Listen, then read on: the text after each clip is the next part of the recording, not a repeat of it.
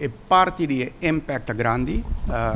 Antes estava mais bem, nós estava gas, nós estava 500 restaurantes, 5.000 empregados, venda total de 500 milhões. O que estudo a completar, nós estamos vendo que, em verdade, a cifra não está mais, nós temos quase 7.000 empregados laborando na indústria aqui, nós temos mais ou menos 604 estabelecimentos e nós temos venda que está surpassar o que nós mesmos espera de 500 milhões, mas está quase 900 milhões. Então, o impacto arriba a economia da Europa está grande.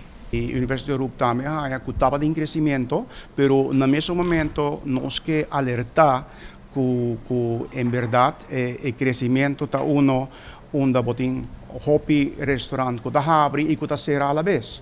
Então, nós queremos jogar rol de consciência que não é fácil para começar, para sobre em verdade botar um hobby está abre e está cerrado, para sobre tem hobby reto e custo de labor está alto, o mestre tem alguns savings para pôr ter a cabeça na água e botem reto administrativo que tá red tape que tem permisso e hobby arubiano que já não que traga a noite, não que traga weekend ou não que traga dia de festa.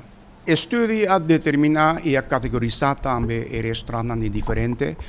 Nós temos casual dining, nós temos fast food dining, nós temos fine dining, também nós temos food trucks, nós temos Chinese restaurants. Estudo a categorizar em seu total e tudo operando a nível local.